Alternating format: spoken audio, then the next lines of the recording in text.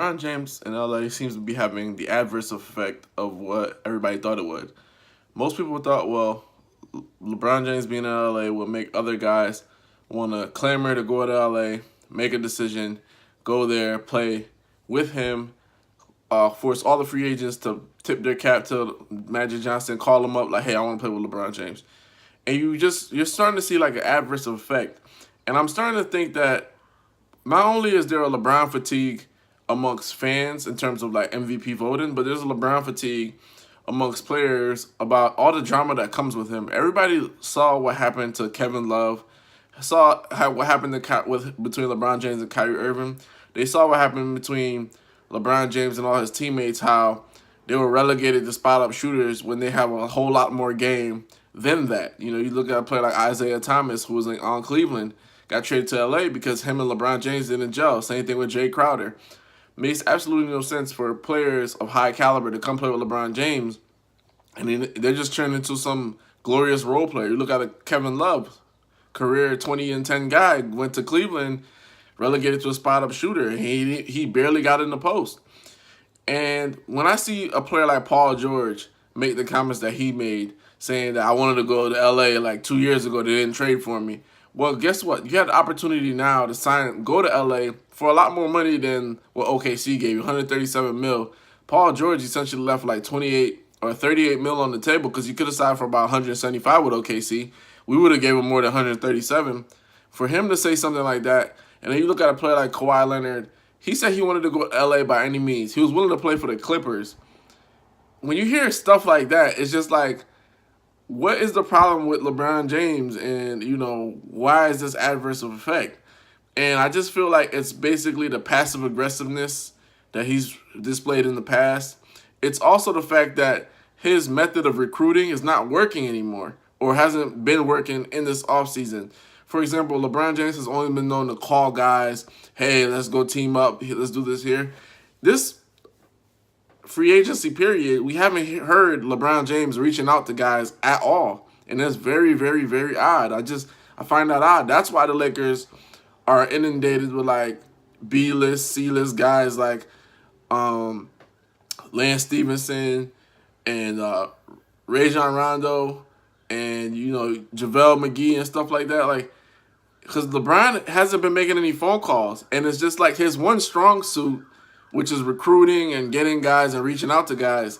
It doesn't look like he's doing it. I think he's taking a more passive approach in this instant. LeBron's passive approach, though, is hurting the Lakers' chances of landing some top-notch guys. Paul George is off the table.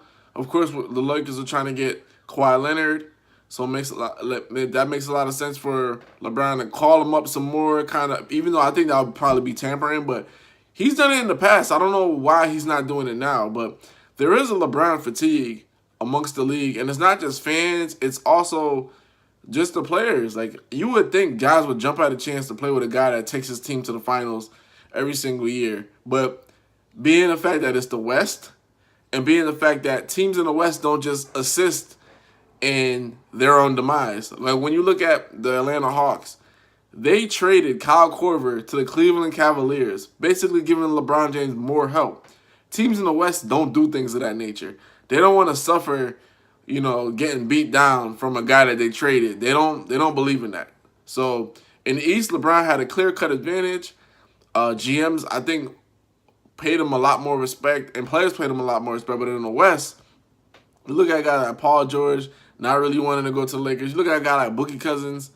He said he didn't get any offers or whatever, but I guarantee this. I guarantee this. If things would have played out like maybe a couple more days, Magic would have definitely called Boogie. I don't know what was going on behind the scenes. I don't know if they were trying to figure out the cap. I don't know what they were thinking, but they would have called Boogie. So I don't know why he rushed so quickly to sign with the Golden State Warriors, but we would have called him. Los Angeles Lakers would have definitely called him.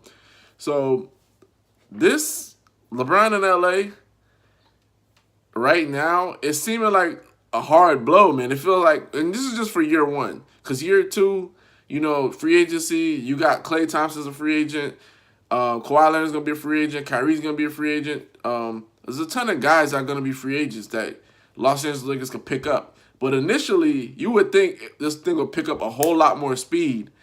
But the past of LeBron James, the fatigue that people are having with him, not only the fans but the players, guys, because you look at like the Golden State Warriors, they, if you really think about it, they took 3 championships all off of LeBron. They basically ruined his legacy because if he doesn't have those 3 championship losses, he's basically 3-3. And nobody can fall 3-3. That's a good record. You know, you're 500 in the NBA Finals. You look at like guys like when in the NBA Finals, like Klay Thompson and Stephen Curry going out LeBron or whatever the case is, tell him to look at the scoreboard, asking him why you couldn't let me get that layup or whatever the case is. Guys are tired of this LeBron talk about him being the best or whatever the case is, and nobody wants to play second fiddle. Everybody wants to be equal to him. They want to be equal to him. They don't want to play alongside a guy that's I'm the best, I'm the best, I'm the best. They want to be like, we're the best. Our team is the best.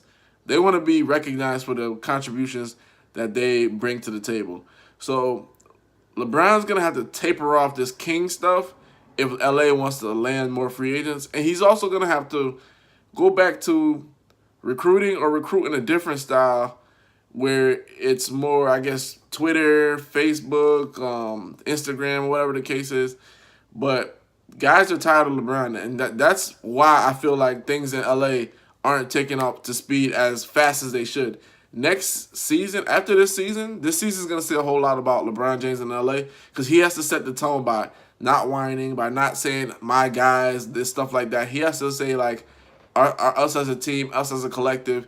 He has to buy in more into the team concept in terms of him not being the best player in the world. All that cutting out guys calling him the best player in the world, because I feel like that's what basically turned Paul George off to going to LA. Because there's a lot of pressure playing in LA in the first place, but there's a lot of pressure trying to save somebody's legacy. And that's what they need to cut out of LA in order to make things work. Because I mean LA, they got to get some guys, man. They got to get some guys. I think this will be a disaster if we just close off this season and we don't get a premier guy to play with LeBron James. It's ridiculous. That's quite ridiculous. Hoops Junction, where hoops meets hoopla.